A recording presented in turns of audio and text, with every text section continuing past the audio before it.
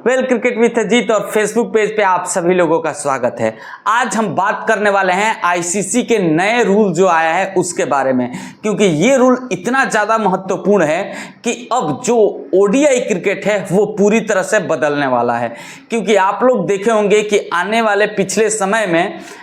ICC के नए rule जो थे उसके वजह से 350-400 रन बनना तय ही माना जाता था हर एक ओडीआई में, और यदि 350 से कम रन बनाया तो आपका हार का परसेंटेज लगभग 70% से ऊपर हो जाता था। और ख़ास तौर से इंग्लैंड तो इस नए नियमों के तहत अब अच्छी खासी पछतावा करने वाली है, क्योंकि इंग्लैंड जो है वो पिछले कुछ मुकाबले में ओडीआई में 350 से नीचे तो बात ही नहीं करता था। आप लोगों ने देखा होगा कि हाल ही में जो वेस्ट इंडीज के साथ खेली जा रही थी सीरीज, उसमें तो 400 रन इंग्लैंड बना दिया। लेकिन अब नए नियम जो आए हैं उस नियम के अनुसार अब 350 रन बनाना या 350 रन को चेस करना इतना इजी नहीं रहने वाला है। तो क्या क्या नियमों में बदलाव किया गया है इस पे आज हम बात करेंगे अपनी वीडियो में। उम्मीद है कि आपको वीडियो पसंद आएगा, तो लाइक और चैनल को सब्सक्राइब जरूर करिएगा। तो सबसे पहला नियम की बात कर लेते हैं कि जो बोनी होप्स रूल के तहत आप कैच लेते थे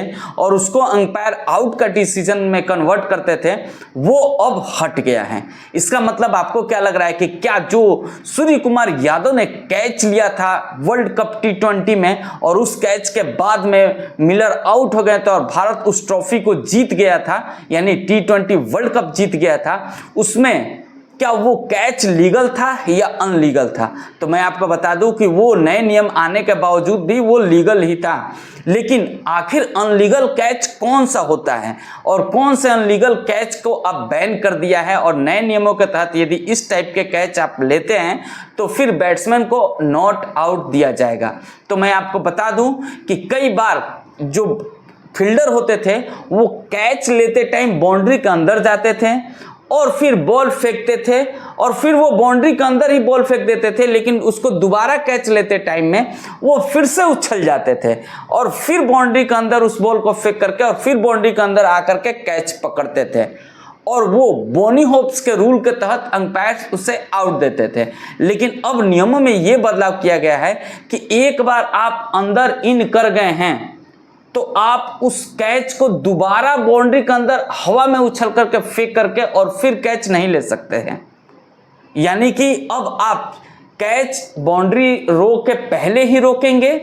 और रोक करके फिर यदि आप बाउंड्री रो में जाते हैं तो उसको हवा में उछाल करके अगला जो आप स्टेप लेंगे वो आपको बाउंड्री के अंदर ही रहना होगा, जैसे कि यहाँ पे सूर्य कुमार यादव ने वर्ल्ड कप में किया था। इस रूल के तहत आप कैच लेते हैं तो आप अंपायर उसे आउट दिया जाएगा, लेकिन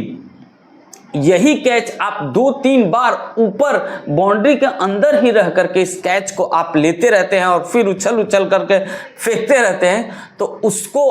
अब बैट्समैन के पक्ष में दिया जाएगा 6 रन। यानी कि उस नियमों के तहत, नए नियम के तहत उस डिसीजन को अब आउट में ना कन्वर्ट करके 6 में कन्वर्ट किया गया है। ये एक नया रूल आया है और जो बोनी होप्स रूल था उसको हटा दिया गया है।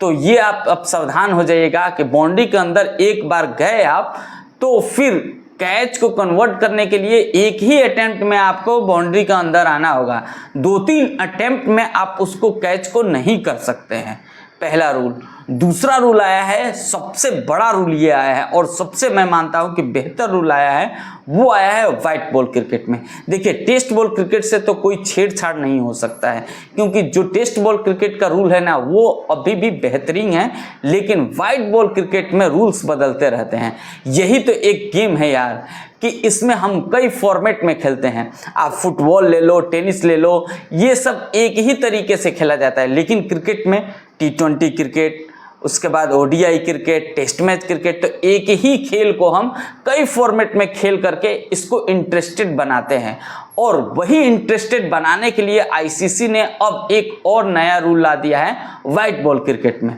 अब क्या है रूल, मैं आपको बता दूं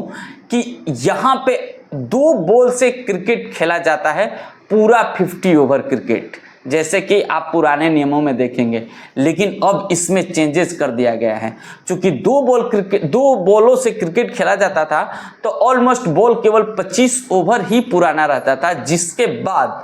बैट्समैन के पास में काफ़ी चांसेस होता था बाउंड्री लाइन के बाहर बॉल को पहुंचाने में, क्योंकि बॉल हार्ड रहता था। बैट्समैन गेंदबाजों को अच्छा खासा मदद नहीं मिलता था, ना रिवर्स होता था, ना स्पिन होता था, ना ही और कुछ होता था, जिसके वजह से बैट्समैन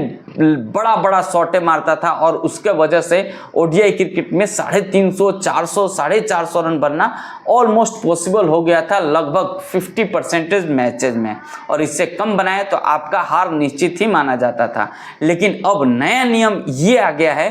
कि 2 बॉल तो यूज किए जाएंगे, लेकिन सिर्फ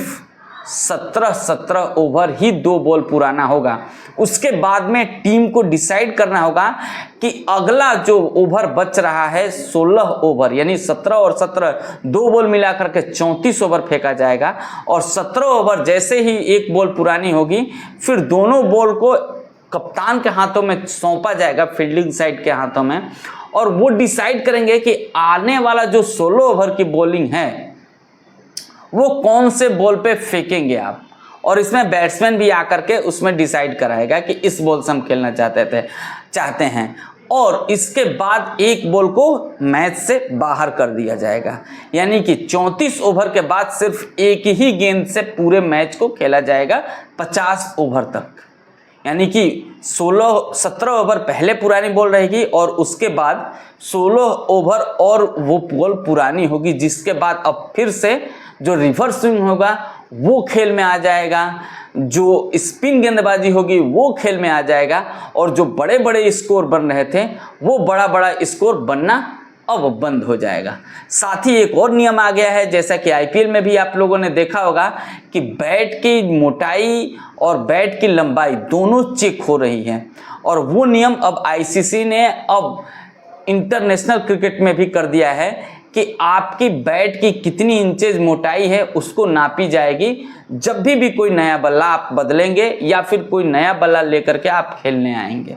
तो ये नए नियमों के तहत अब क्रिकेट और भी ज़्यादा इंटरेस्टिंग हो जाएगा, और ख़ास तौर से वाइट बॉल क्रिकेट, क्योंकि ये नया नियम जो आया है ओडीआई में वो फिर से एक बार बॉलर के पक्ष में नया नियम आया हुआ है। उम्मीद है आपको ये वीडियो पसंद आया होगा, नियम आपको अच्छे से समझ में आया होगा, तो लाइक करिएगा, और भी क्या नियमों में बदलाव हो सकता है कमेंट्स करके जरूर बताइएगा, और साथ ही साथ यदि फेसबुक पेज पे मेरे देख रहे हैं तो फॉलो जरूर करिएगा। मिलेंगे हम आपसे नेक्स्ट वीडियो में।